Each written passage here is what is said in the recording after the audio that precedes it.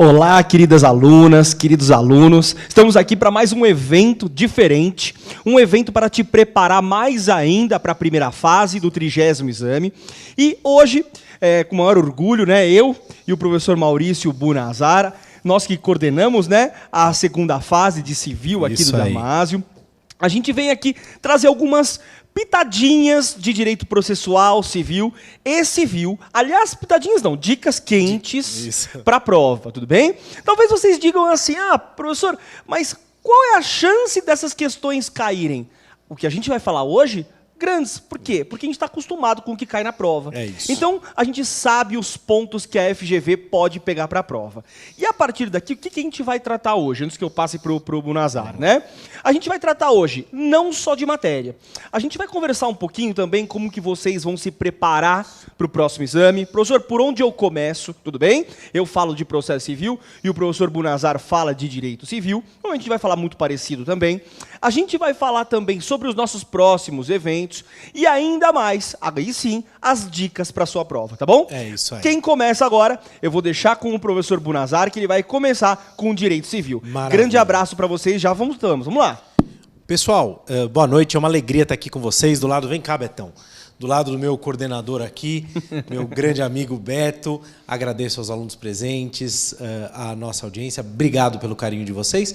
Vamos conversar aí. Vamos começar conversando um pouquinho sobre a nossa prova. Isso Pessoal, mesmo. Eu quero dar algumas dicas para vocês. Vou tirar esse negocinho aqui. Pronto. Eu quero dar algumas dicas para vocês sobre a preparação para a prova, né? O que acontece, pessoal? Nós sabemos que a prova da OAB não está ficando mais fácil. Isso é verdade, é verdade. Só que também nós sabemos que o examinador pede é o texto de lei. Então, qual é a recomendação que nós do Damásio fazemos para vocês? Dividir o estudo de vocês num verdadeiro tripé. Primeiro pé desse tripé, sala de aula. É importante que você faça um curso que te atualize, que sistematize a matéria para vocês. É muito importante fazer um curso para refrescar, principalmente se você está muito longe, ou se você não estudou o suficiente aí durante a faculdade. Não é isso, Beto? Perfeito. Segundo pé desse tripé, turma, é resolução de questões. Fazer questões, tá certo? Temos aí material que nós, professores aqui do Damásio, lançamos, um curso com teoria e questões práticas. Ajuda muito. Bunazar, eu estou sem grana para comprar o livro de vocês, vou baixar as questões e fazer. Força, o importante é você fazer. E, finalmente, o terceiro pé desse tripé, leitura exaustiva da legislação. Tá certo? A leitura da legislação é fundamental para que você alcance sucesso. Nós temos aqui o VAD que nós organizamos, principalmente para a segunda fase. Bunazar, eu não tenho grana para comprar esses VADs, eu vou, baixa do Planalto, ler. Na segunda fase, você vai ter que levar o material, porque você não vai poder, obviamente, pegar de internet, computador ou celular. Pessoal, com relação ao direito civil, e o Beto vai falar do estudo do processo civil, antes da gente entrar nas dicas que nós queremos dar aqui. Nós vamos fazer um bate-papo entre responsabilidade civil e alguns aspectos ligados ao processo civil também, tá bem? O que eu quero falar para vocês? Estudar direito civil para a prova da OAB é uma loucura. Por que é uma loucura e por que é importante fazer o curso? Porque o Código Civil tem 2.046 artigos. Caem 7 questões, Beto. Não faz sentido você perder tempo estudando o Código Civil. Vale a pena? Fala, Beto. 5 anos da faculdade ainda, né? 5 anos da faculdade. 5 anos da faculdade. A gente teve direito civil junto, né? Exato. Então, enfim. Por isso que, para a OAB, vale a pena você investir num curso aí para aproveitar as aulas de civil. Agora, se você disser assim, Bunazar, eu estou em dia com a matéria, eu quero estudar um tema de direito civil. Qual tema que eu quero te dizer para estudar? Responsabilidade civil. E aí eu já vou pôr na lousa os artigos que vocês vão ter que estudar, tudo bem? E a partir daí, eu começo falando de responsabilidade civil e faço essa interação com o Beto aqui. Tá legal? Quais são os artigos que nós vamos estudar, pessoal? Sobre responsabilidade civil. Artigos 186 a 188 e 927 a 954. Vocês podem ver que são pouquíssimos artigos de responsabilidade civil. Artigo 186 a 188, na parte geral, e 927 a 954, da parte especial. Se vocês lerem todos esses artigos, eu garanto para vocês que as questões de responsabilidade civil vocês acertam. Tudo bem? Caiu, nesse último exame, uma questão envolvendo o artigo 188 e o 929930. Vou falar para vocês aqui, muito rapidamente, o que foi que caiu e como é que caiu. Vem comigo aqui. Pessoal, quando nós falamos de responsabilidade civil, o que nós estamos dizendo? Nós estamos discutindo a possibilidade de aquele que sofreu um dano transferir a alguém a obrigação de indenizar aquele prejuízo. Eu vou explicar uma coisa para vocês que parece fugir um pouquinho da regra. Presta atenção em mim aqui. Qual é a regra? A regra é: eu sofri um prejuízo, eu suporto o prejuízo que eu sofri. Vou contar um caso verídico. Sexta-feira passada, estava no meu escritório, estava dando uma bronca no meu estagiário, que eu gosto demais, eu estava dando uma bronca nele. E aí eu estava com uma caneta tinteiro, como essa aqui. E eu estava brigando com ele e mexendo assim com a caneta. Sabe o que aconteceu? Toda a tinta da caneta caiu no meu paletó. Toda a tinta, paletó novinho, paletó cinza. Eu fiquei desesperado, peguei ele e falei, vamos comigo até a lavanderia. Fomos até a lavanderia, deu tudo certo. Agora eu pergunto para vocês. Se aquele paletó houvesse estragado por completo, eu poderia exigir uma indenização de alguém? Por exemplo, era uma Parker a caneta. Da Parker, porque... Quem é o idiota? Desculpe, eu sou um idiota, eu estava com uma caneta tinteiro mexendo, é óbvio que poderia vazar tinta. Poderia querer indenização do meu estagiário porque ele me deixou nervoso e eu fiz... Claro que não. Eu sofri o prejuízo, eu suporto o prejuízo. A responsabilidade civil estuda os requisitos de uma exceção. Prestem muita atenção nisso, entender isso é fundamental. Pela responsabilidade civil, eu posso atribuir a você a obrigação de me indenizar. Posso ler com vocês? E essas dicas, eu vou dizer o que é para vocês anotarem. Fiquem tranquilos, por enquanto nada. O artigo 186. Eu vou dar uma dica para vocês sobre o artigo 186. O que diz o artigo 186? O artigo 186 diz assim: aquele que, por ação ou omissão voluntária, negligência ou imprudência, violar direito e causar dano a outrem, ainda que exclusivamente moral, comete ato ilícito. O 927 vai dizer, aquele que comete ato ilícito deve indenizar. E aí o Beto, que é um eminentíssimo advogado do metrô, vai saber do que eu estou falando aqui. O que acontece, turma? Olha a pegadinha que eu vou fazer com vocês. Eu posso causar dano aos outros? Posso. Eu posso causar dano aos outros. O que eu não posso é causar danos mediante violação do direito. Perfeito. Por exemplo, outro dia eu apliquei uma prova, peguei um aluno colando. Tomei a prova dele, fui obrigado a reprová-lo. Pergunto a vocês, ele sofreu um dano ao ser reprovado? Sim ou não? Sim, inclusive, ele poderia até perder a bolsa de estudos se ele tivesse uma bolsa de estudos. Pergunta, eu poderia responder por esse dano que ele sofreu? Sim ou não? Não, vamos juntos. Eu causei um dano àquele moço. Só que eu não violei direito algum. Outro exemplo. Vamos imaginar que um de vocês se torne policial. Recebe um delegado, por exemplo. Recebe uma determinação para prender um perigoso criminoso. Você vai lá, invade a casa do criminoso, porque ele é um assassino conhecido, etc. E o algema. No momento que você o algema, o filhinho dele de 7 anos vê a cena, começa a chorar, diz meu papai, etc. Pergunto, aquela criança sofreu um dano, sim ou não? Sim. Alguém vai ter que indenizar? Não, porque não houve violação do direito. Então, atenção. Qual é a regra no Brasil? Isso eu quero que anotem, quem quiser anotar. Cabe indenização quando o dano for causado por ato ilícito. Cabe indenização quando o dano for causado por ato ilícito. Tudo bem? Tranquilo isso? E aí, vale, claro? Só uma parte aqui para vocês. Cabe indenização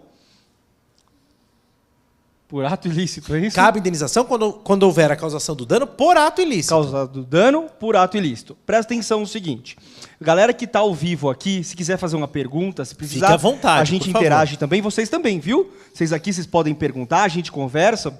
E o mais interessante, o Bunazar está entrando com esses 2 artigos que foram exigidos na segunda fase de direito civil na prova passada. Exatamente. Né? Que foi em razão, poderia até dar um exemplo desse conceito para vocês, colisão de veículos. Sendo que um dos veículos estava andando na contramão e o motorista estava alcoolizado. Esse é um belo exemplo desse conceito que você acabou de dar. Desculpa terminar, mas eu te ajudo aqui. Vamos lá. Agora vejam vocês o seguinte. Se eu respondo quando eu causo dano por ato ilícito, as chamadas causas de exclusão da ilicitude da conduta afastarão o dever de indenizar. E agora eu vou dar uma regra para vocês. Ouçam primeiro, não se preocupem em anotar, que não tem exceção. Qual é a regra?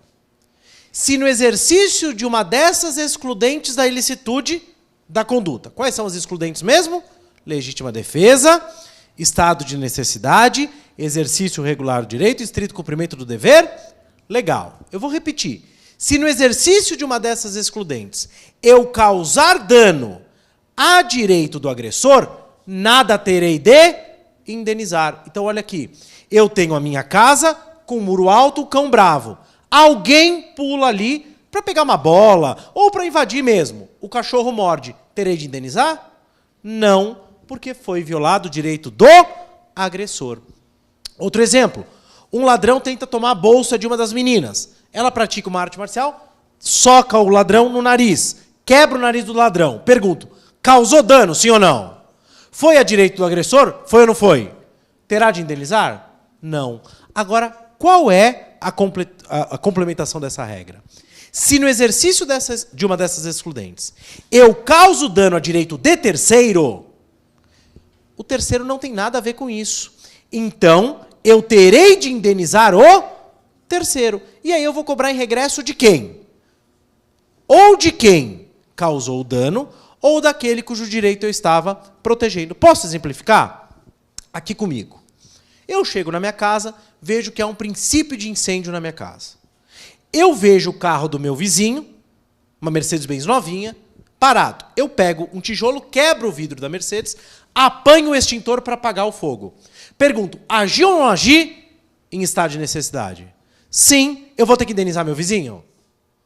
Vou, porque ele não tem nada a ver com aquilo. Eu agi licitamente, mas eu indenizo o vizinho. E cobre regresso de quem? De quem pôs fogo na minha casa. Agora, vamos imaginar que a casa que estava pegando fogo não era minha, era do Beto.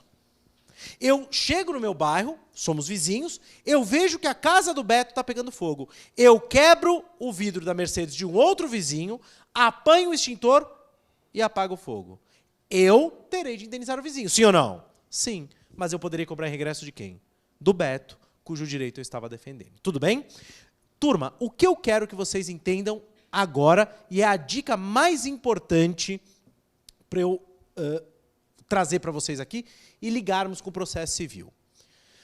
Qual que é a regra? A regra é, eu causei o dano, eu respondo. Se eu causei, eu respondo. No Brasil, no sistema romano-germânico em geral, é exceção que eu tenha de indenizar danos causados por terceiros. Um exemplo aqui. O Beto fala, Buna, você não sabe. Eu estava... Ou melhor, o Beto vira para mim e fala assim, Buna, quer uma carona? Eu falo, quero, Betão. A gente conversando, ele se distrai e bate no carro da frente. Pergunto, ele vai ter que indenizar ou não vai? E eu? Eu tenho alguma coisa a ver com isso? Evidentemente que não. Na última saída de prova, eu peguei um táxi voltando lá da Barra Funda e contei para eles. O meu taxista derrubou um motoboy. A sorte que acompanha ele sempre, tudo bem? Derrubou. Mas foi uma coisa leve, eu tenho sorte, graças a Deus. Derrubou. Fomos lá, socorremos o moço. A polícia chegou, eu falei pro policial, tô dispensado? Ele falou, tá, fui embora. Por quê? Eu tenho alguma coisa a ver com aquilo? Não, eu sou terceiro. Então, atenção, anote no seu caderno aí.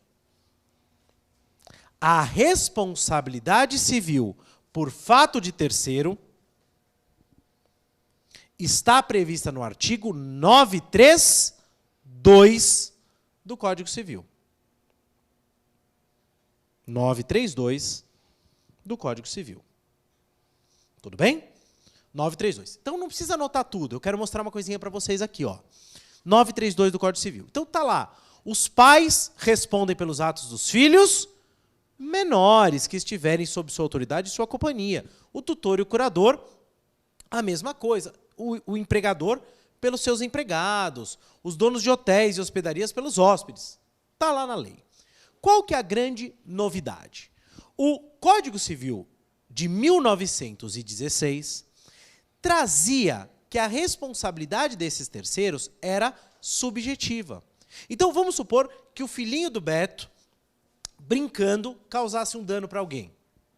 A pessoa, para poder receber indenização, teria que provar que o Beto teve culpa ao vigiar o filho dele. Nós falávamos em culpa em vigilando. Hoje isso acabou. A responsabilidade é objetiva. Se a criança causou dano culposamente, aí sim, o pai responde independente de culpa. Então, já anotem o seguinte: a responsabilidade dos terceiros é objetiva. Ela independe de culpa. Isso está no artigo 933 do Código Civil. 933 do Código Civil. Ah, legal. O Beto trouxe aqui, ó, Último exame, tá? uma questão, artigo 41 do último exame, justamente falando do quê? De um caso de excludente da ilicitude. Eu vou comentar com eles depois essa questão aqui. Tudo bem até aqui? Responsabilidade objetiva. Tira a caneta do papel, para tudo e vamos para a lousa. Pessoal, olha só. Quando a gente fala de responsabilidade objetiva, é muito comum que o aluno, por economia de linguagem, diga assim: responsabilidade objetiva é aquela que não tem culpa. Para com isso. Eu vou desenhar em cima a subjetiva e embaixo a objetiva. Toda responsabilidade civil, toda, tem que ter o seguinte: conduta,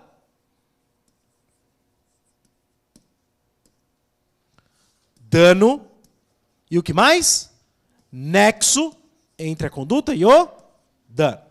Eu vou desenhar embaixo. Conduta, dano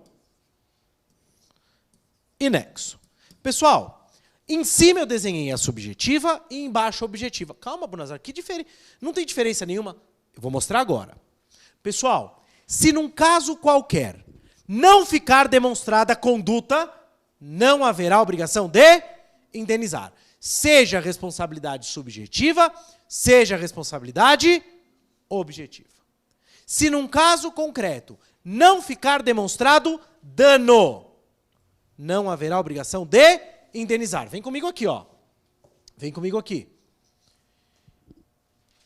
Eu bebo todas, dirijo bêbado com o meu carro pela Avenida Paulista e estaciono o carro na garagem do meu prédio sem ter colidido com ninguém. Pergunto, tive uma conduta extremamente culposa, sim ou não? Causei dano a alguém? Não. Vou indenizar? Não. Então, se não houver conduta, não há responsabilidade civil. Se não houver dano, não há responsabilidade civil. E se não houver nexo entre a conduta e o dano, não há responsabilidade civil. Atenção com a pegadinha. João dirige completamente embriagado. Dona Matilde é atropelada. João indeniza? Sim ou não? Não sei. Ele dirigiu bêbado na Avenida Paulista. Ela foi atropelada em Jundiaí. Por que ele não indeniza? Porque não existe nexo entre a conduta, ainda que culposa dele, e o dano. Tudo bem? Agora vem comigo aqui para a lousa de novo. Se faltar qualquer um desses elementos, não haverá responsabilidade. Seja caso de responsabilidade objetiva, seja subjetiva. Qual que é a diferença? Se o caso for de responsabilidade subjetiva, o juiz terá de verificar terá de verificar se a conduta foi com culpa ou dolo. O juiz terá de verificar se a conduta foi com culpa ou com dolo. Bunazar, e se a responsabilidade for objetiva? O juiz só precisará se preocupar com conduta, dano e nexo. Ah, Bunazar, não precisa ter culpa? Não. Pode ter culpa? Pode, mas é irrelevante. Então, o verdadeiro desenho da responsabilidade objetiva não é aquele que diz que não tem nada aqui dentro. É aquele que diz assim, ó, culpa, dolo ou nenhum. Tanto faz. E se tanto faz, será objeto de cognição do juiz? O juiz vai analisar isso? Não. Vem comigo aqui. E vou brincar com o meu processualista aqui nos meus últimos 4 minutinhos. Não, tranquilo. Para a gente fazer nosso bate-papo aqui. Pessoal, imagina a seguinte petição inicial. Como é que você chama, filho? Luiz. Diga assim. Luiz dirigia seu veículo em alta velocidade vestindo um moletom verde. Aí o Luiz, na contestação, vem e diz assim, estava dirigindo em alta velocidade mesmo, estava bêbado, só que meu moletom era vermelho. O juiz diz, fato controvertido, a cor do moletom. O juiz vai discutir isso? Não. É a mesma coisa na responsabilidade objetiva. Se é irrelevante, não será objeto de análise do juiz. Quando o legislador objetiva a responsabilidade, ele quer simplificar a discussão. Ele não quer investigar culpa ou dolo. Nós dizemos que é uma redução do objeto de análise do juiz. Não vai ser o problema do juiz analisar isso. Tudo bem? E aí, isso vem com todas as letras, ela é objetiva no artigo 933. Citei para vocês, não citei? E aí, o código quer tanto prestigiar a indenização que no parágrafo único do 942, atenção, no parágrafo único do 942, o legislador estabelece o quê? Que os terceiros ali arrolados são solidariamente responsáveis com aquelas pessoas. Então, o patrão responde solidariamente com o empregado. Tá bem até aqui?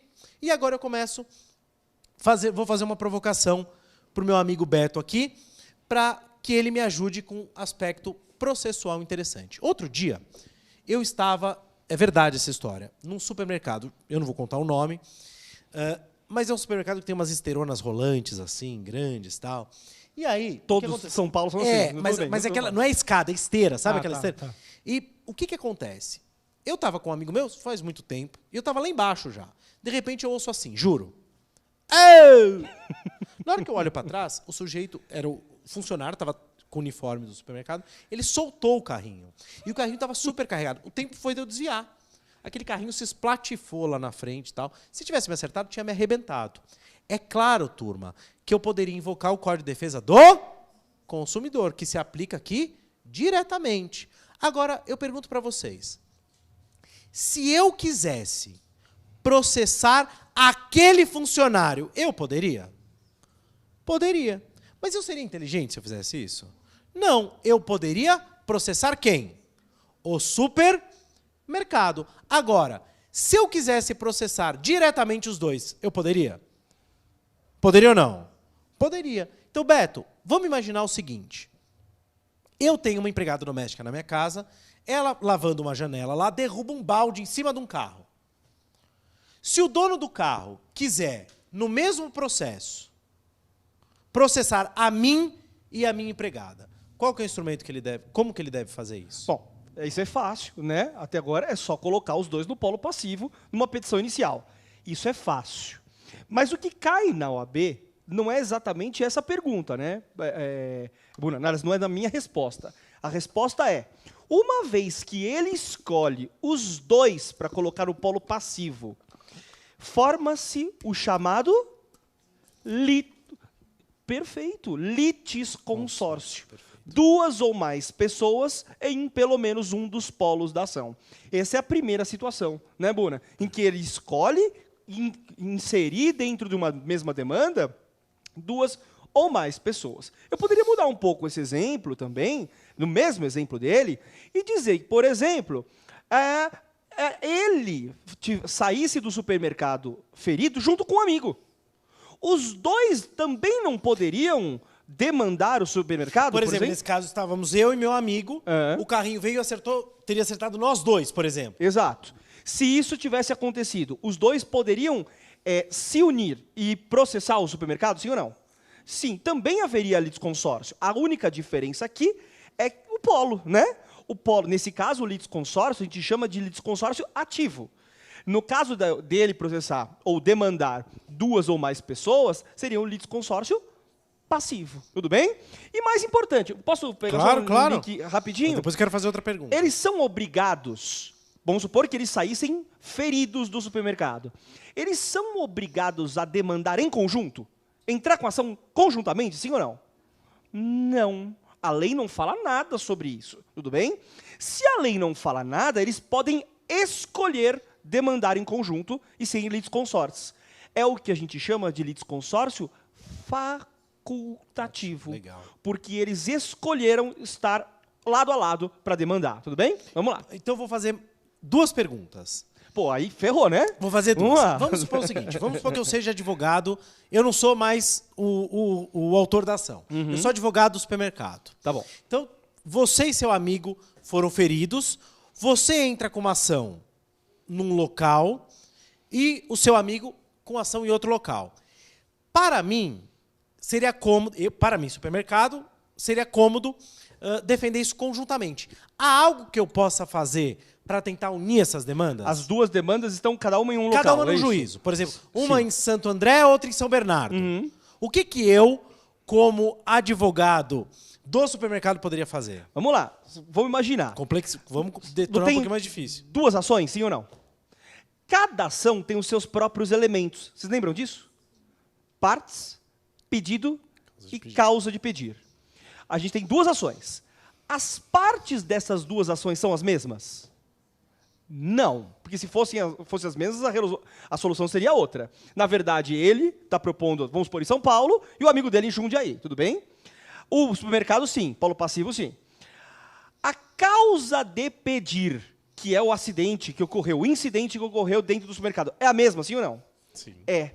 Diz o código que se isso acontecer, existe a chamada conexão entre duas ou mais demandas. E se isso acontecer, pode o supermercado, em preliminar de contestação, dizer o seguinte: olha, tem duas ou mais demandas muito parecidas, leiam-se, conexas. Vamos fazer o seguinte? Eu sugiro, eu alego essa conexão para que essas demandas sejam reunidas a um juiz só. E esse mesmo juiz vai resolver, vai sentenciar essas duas ou mais demandas. Isso tem que ser feito em preliminar de contestação. Preliminar de contestação. Você não preclui. Preclui. Legal. Agora, olha a outra questão. Vamos imaginar o seguinte. Eu quero processar o empregador. Eu não quero processar o empregado. Eu falei, eu não vou processar o cara que é Durango lá. Mais um réu. O cara vai contestar, vai demorar mais o processo. Eu demando só a empresa, só o supermercado. O supermercado, sendo responsável, solidário, com o empregado, pode fazer alguma coisa? Sim ou não? O que vocês acham? Vamos melhorar?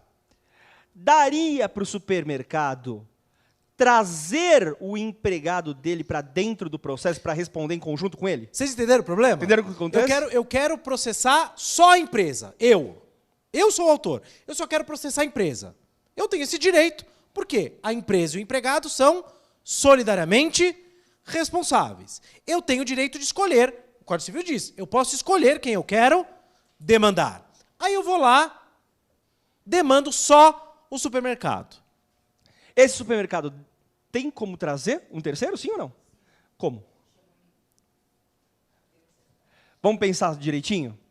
O empregado, ele é parte no processo? Não. Então, quem não é parte é chamado de terceiro, sim ou não? Terceiro. Então, tem como Então, a gente vai ter que utilizar uma das modalidades de intervenção de terceiro, certo? A partir do artigo 119, a gente encontra lá. Qual é a modalidade de intervenção de terceiros? Em que eu trago para dentro do processo o co-obrigado, o devedor solidário. Chamamento ao processo. Isso caiu 2 vezes na prova da OAB já. Duas, artigo, coloca no seu caderno aí, 130, inciso 3 do CPC. Perfeito. Artigo 130, inciso 3, chamamento ao processo. Quem está anotando, já aproveita e anota o artigo 55, que era o da conexão. Tudo bem? Eu não falei, agora está falado. Artigo 55 da conexão, entre duas ou mais demandas. Tudo bem? Sempre do Código de Processo Civil, tá bom?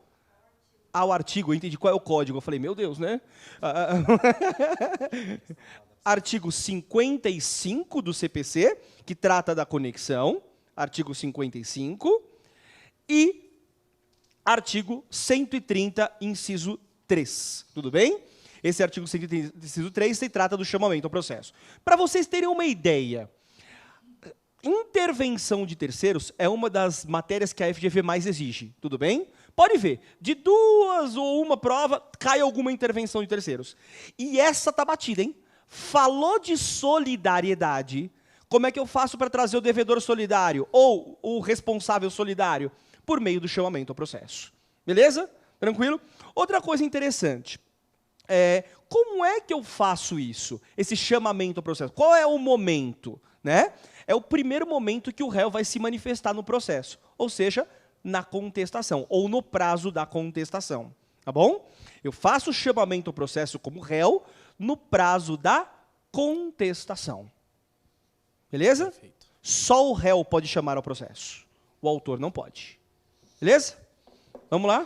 Perfeito. Posso responder essa questão? Claro. Aliás, me pediram para você, inclusive, comentar essa questão do último exame. Legal, tá? vou Por isso eu comentar. trouxe para você. Pessoal, essa aqui. questão se encaixa como uma luva aí no que eu falei no comecinho da aula, né? E os nossos alunos que acompanharam as aulas acertaram a questão sem grandes dramas, né?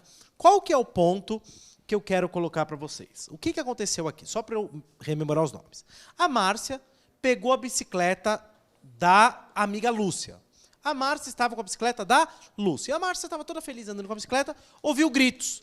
Tinha uma mocinha, chamada Janaína, que estava sendo atacada pelo namorado. O cara sacou uma faca. O que a nossa heroína Márcia fez? Pegou a bicicleta e jogou em cima do cara. Derrubou o cara. Elas tiveram tempo de fugir, sei lá o que aconteceu aqui. Deus salvou a menina. Que exemplo é esse? Legítima defesa. A Márcia salvou a Janaína. Só que estragou a bicicleta da Lúcia. Qual era a questão? A Lúcia teria algum direito? Sim, porque a Lúcia é terceira. A Lúcia é terceira, a Lúcia não tem nada a ver com isso. Então, qual que é o ponto? Qual que é a resposta? Márcia terá de indenizar Lúcia. Mas eu pergunto a vocês, Lúcia não agiu para salvar a Janaína? Sim ou não? Márcia pode exigir em regresso que a Janaína a ressarça. Deu para entender? O sistema é sempre assim, não tem exceção. Vou repetir essa regra para vocês. Não tem exceção. Se no exercício de uma dessas excludentes eu causo dano a direito do agressor, nada tenho de indenizar. Nada tenho de indenizar. Por exemplo, vamos imaginar que a Lúcia tivesse, que a Márcia estivesse andando a pé e visse o cara brigando com a mulher. E ela pegasse a bicicleta dele e batesse nele com a bicicleta dele. Ela teria de indenizar? Não, porque ela causou dano ao direito do agressor. Agora, se causa dano ao direito de terceiro, indeniza o terceiro e cobre regresso. Ou de quem causou o dano, ou daquele cujo direito estava protegendo. Deu para entender? Não tem exceção. É sempre assim. Beleza? Perfeito, perfeito. É uma ação de regresso. Porque, olha só que coisa interessante. Existe responsabilidade civil por ato lícito? Existe. Esse é um exemplo. Eu respondo perante o terceiro, ainda que eu não tenha violado o direito.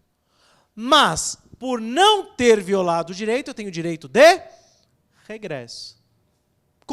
Combinados isso? Não vamos esquecer? Mesmo? Agora, olha uma outra coisinha interessante. Vamos para a lousa lá um pouquinho. A ilicitude essas causas que eu estou falando são causas de exclusão da ilicitude da conduta.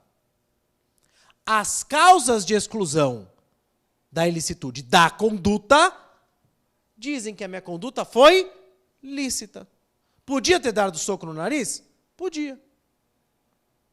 Agora, não se confundem com as chamadas causas de exclusão do nexo de causalidade. O que as causas de exclusão do nexo de causalidade fazem?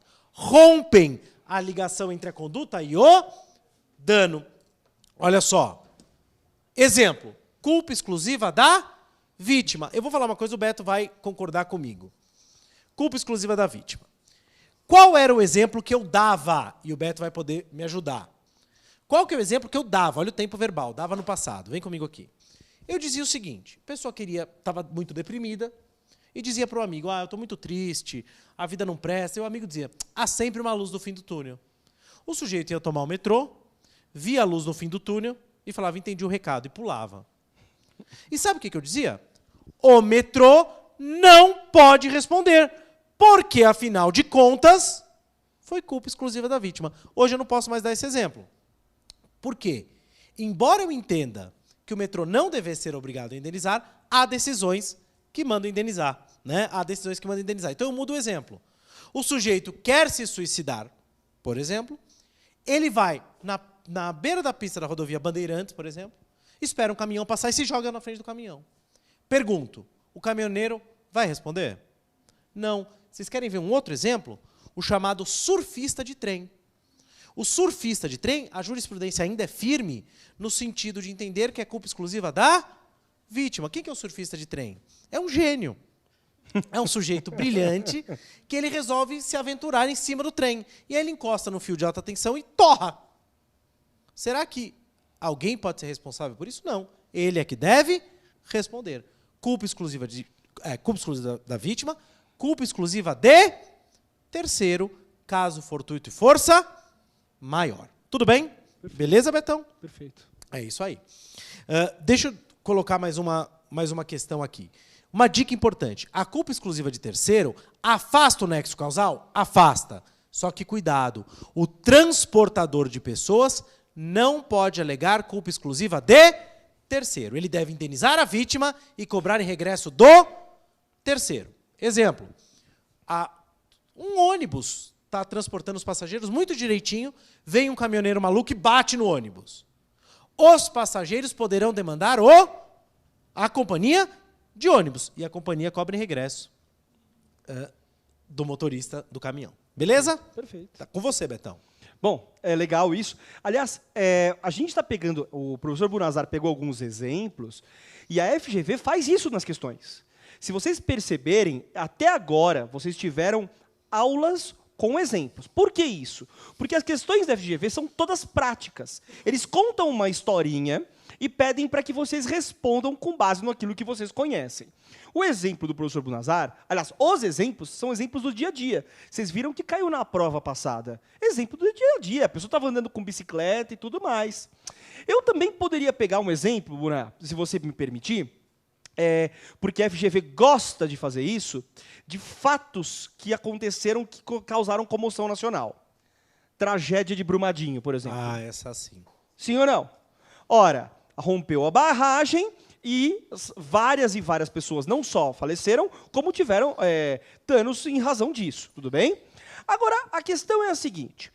Nesse tipo de caso, um único acidente acaba atingindo mais de uma pessoa. Eu estava falando para vocês do litisconsórcio, lembram disso? Vocês viram que a gente está fazendo um link de civil e processo civil também, sempre. Essa aula vai ser sempre assim, tá bom? A questão é a seguinte, imaginem só que todas as vítimas de Brumadinho resolveram ingressar em conjunto. Sei lá, posso chutar? 2.000 vítimas. 2.000 vítimas como autoras. Então, por exemplo, a petição inicial, ela tinha 200 folhas, tudo bem? Só com o nome e a qualificação das partes. Tudo bem? O que acontece na prática? Quantas testemunhas cada autor pode levar para um processo? Você sabe?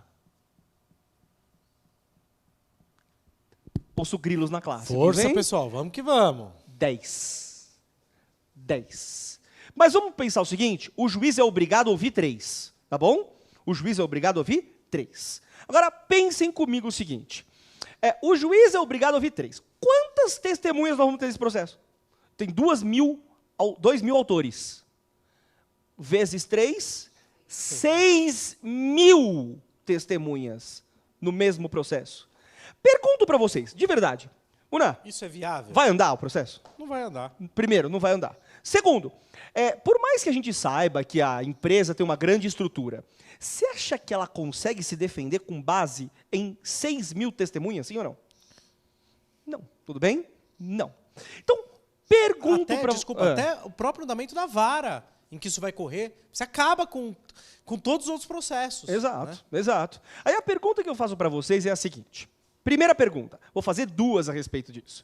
A primeira pergunta é, poderia o juiz, na hora que ele pega a petição inicial e fala assim, opa, vai dar rolo, hein? Vai dar rolo. Poderia o juiz limitar o número de litisconsortes? Eu falo, opa, parou, não são de 2.000, não. Na verdade, eu vou colocar 50 em cada processo. Pode ou não? Ele decide, eu vou cortar o número de litisconsortes. É o que a gente chama, o juiz pode fazer isso, professor? Pode, tudo bem. É o que a gente chama de litisconsórcio multitudinário. É tanta gente que o juiz já verifica que o processo não vai andar. Vocês encontram isso no artigo 113 do CPC, tudo bem? Importante essa dica, hein, pessoal? Isso cai. Diante de um litisconsórcio multitudinário, o que pode o juiz fazer? Imagina, eles contando a história da Brumadinho? Pode acontecer, claro. Né? Pode o juiz limitar o número de litisconsortes? Pode. Só que tem um probleminha. Ele tem requisitos para isso, tudo bem? Ele não faz isso quando ele quer. Eu decidi assim. Não. Primeiro, o litisconsórcio tem que ser facultativo. Deu para entender? Eu já disse para vocês que era facultativo, lembra? As partes, aliás, os litisconsórcios escolhem estar juntos. Não é esse o caso, sim ou não? Cada um poderia ter entrado com uma ação, eles entraram em conjunto. 2. É preciso que o número de litisconsortes ou atrapalhe a rápida solução do processo ou dificulte a defesa. Deu para entender? A premissa básica é que o litisconsórcio tem que ser facultativo. Agora, se o número de litisconsortes atrapalhar a rápida solução do litígio ou dificultar a defesa, o juiz pode limitar o número de litisconsortes. Professor, qual é o número que o juiz tem que fazer isso? Depende caso a caso, tá bom? Caso a caso. Não existe um número na lei. O juiz pode considerar, por exemplo, a estrutura da vara? Pode. Por exemplo, vamos pensar o seguinte, uma vara aqui em São Paulo, no João Mendes, em tese tem mais condições de suportar um litisconsórcio do que, por exemplo, uma vara única numa comarca do interior, que o sujeito tem que julgar a falência da mercearia, o crime cometido. O juiz pode levar isso em consideração? Claro que pode. E se ele fizer isso, professor? Se ele fizer isso, sem problema nenhum, ele pode escolher o número de litisconsortes para cada ação. Ele desmembra a ação. Deu para entender? É possível que ele faça isso. Segunda pergunta. Vamos imaginar que agora nós temos diversos réus, tudo bem? Diversos réus. 2.000 réus. Mas no caso concreto era possível. 2.000 réus. Tudo bem? Era possível. O juiz verificou que a questão era simples, não ia ter, era uma questão básica. E o que acontece? Os 2.000 réus foram citados. 2.000 foram citados. Só um contestou. A pergunta é, essa contestação vai aproveitar os outros 1.999 réus? Grande pergunta. Entenderam o que eu falei? Entenderam? Ó, vejam. Eu estou ao lado de 1.999 réus. O que acontece? Os outros se lixaram para a ação. Eu fui lá e contestei. Ou pior, eu perdi o prazo da minha contestação, mas um outro contestou. A pergunta é, eu me aproveito dessa contestação, desse outro réu? Diz o artigo 345, inciso 1, que sim. Tudo bem? Sim, desde que a matéria de defesa seja a mesma. Deu para entender? Ou seja, um litisconsórcio seja unitário, a decisão vai ser igual para todo mundo. Se vai ser igual para todo mundo, um contestou, os outros vão se aproveitar dessa contestação. Tudo bem? Artigo 345, inciso 1 do CPC. Vou pegar outro gancho. Vamos juntos aqui. Vamos lá. Outra coisa importante. Imagina só que um deles recorreu. Os outros vão se aproveitar? Também. Artigo 1005 do CPC. Tudo bem? Os outros também vão se aproveitar. Artigo 1005 do CPC. Eu tive um caso hoje, olha que loucura. O advogado me contratou aos 45 do segundo tempo, um caso complicado. Eram quatro réus, perderam agora no tribunal. Nós vamos para o STJ, tá certo? E aí eu tive que apresentar embargos de declaração. Só 2 é que me deram procuração. Só 2. Ao embargar de declaração, em nome de... Eu só estou atuando em nome de 2, evidentemente. Ao apresentar esses embargos de declaração, ou pôr esses embargos de declaração em nome de 2, se eu obtiver êxito nesse recurso, eu aproveito os demais. Ele se aproveita. Entenderam? Tudo bem? Embora o outro não tenha embargado, ele vai se aproveitar. E não quis embargar. Falou assim, eu não vou dar procuração, deixa isso como está. Os outros, mesmo assim, ele se aproveita. Se aproveita. Vamos piorar a situação?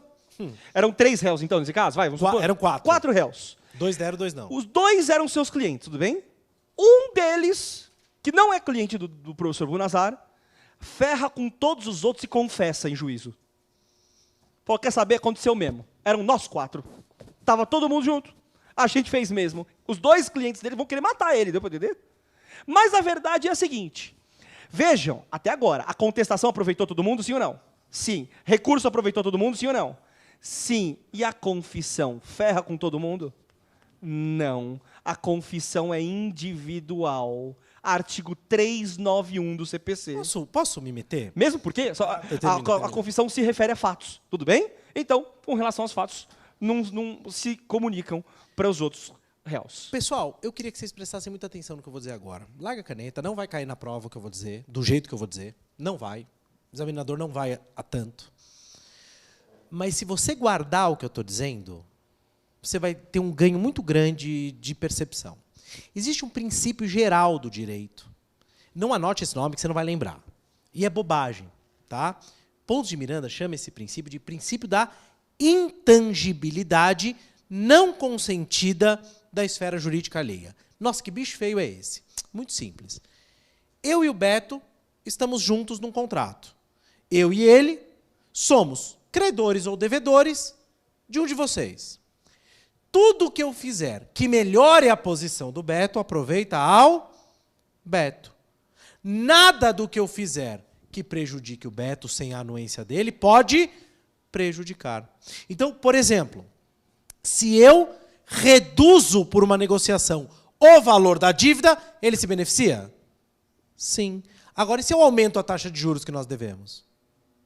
Não. Deu para entender isso? Mesmo? Então, isso é uma regra. Eu não posso, por uma conduta unilateral, prejudicar os outros. Posso favorecer? Posso. Em regra, posso. Prejudico? Não. É um princípio de eu não ferrar a vida do outro sem o consentimento do outro. Tudo bem? Beleza, é isso aí, Betão. Legal. E para finalizar, essa é uma pergunta que caiu no exame retrasado, mas essa pergunta vira e mexe e cai. Tudo bem? Lembra dos 4 réus? 2 são clientes do professor Bunazar? 2 são meus clientes. 2 dele e 2 meus. Tudo bem? A pergunta é, esses réus vão ter que contestar. São litisconsortes, todos eles. Vão ter que contestar. Qual é o prazo para eles contestarem? Calma. Vamos lá? De novo, qual é o prazo que eles têm para contestar? Bom, a contestação tem um prazo de 15 dias, tudo bem. Mas o prazo comum? Sabe o que você deveria responder? Depende. Sabe por quê? Imagine que eu e o professor Bunazar somos advogados diferentes, mas do mesmo escritório. Tem prazo em dobro? Não. Nós somos advogados diferentes, de escritórios diferentes, mas os autos são eletrônicos. Nossa. Tem prazo em dobro? Só vai ter prazo dobrado se forem advogados diferentes, de escritórios diferentes e autos físicos, não eletrônicos. Deu para entender? Vocês em aula caíram na pegadinha que a OAB ama fazer. Por quê? Porque ela joga no ar e você acha que você sabe com relação a essa exceção. Escritórios diferentes, advogados diferentes e autos físicos. E não é bem assim. Tudo bem? Cuidado com isso, né? Peguei o gancho aqui pra gente falar um pouquinho de litisconsórcio. Maravilha, pessoal. Pessoal, eram essas dicas que nós queríamos dar, agradecer o carinho, a atenção de vocês, a audiência do pessoal aí do Tele. Estamos aqui, Beto, de portas abertas. O Damásio tem uma série de produtos para apresentar para vocês aí. Certamente haverá aquele produto que atinja o seu interesse. Teremos no dia 11, amanhã o nosso Esquenta Direito Penal e Processo Penal com os nossos queridíssimos Madeira e Patrícia Vanzolini. É isso aí. E se vocês quiserem, sempre contem com a gente, né? Sempre. A gente tem cursos aqui justamente para esperar vocês para as nossas aulas. Gente, obrigado, viu? Obrigado pela atenção de vocês. Uma galera no YouTube aqui assistindo com a gente. Muito legal o pessoal que parou. Falou, professor, eu tô aqui de bobeira, tô assistindo, fiz 38, fiz 39, não vai fazer mais. Deu para entender? É isso aí, vamos não arrebentar. Vai, olha lá. Não, amém, né, meu Deus, aí, né? É isso aí. Não vai fazer mais. Você está se dedicando para isso. Dá um gás especial que vai dar certo, tá bom? Valeu, pessoal. Grande abraço para os nossos coordenadores de civil aí. Valeu, gente. Obrigado, Valeu. pessoal. Valeu.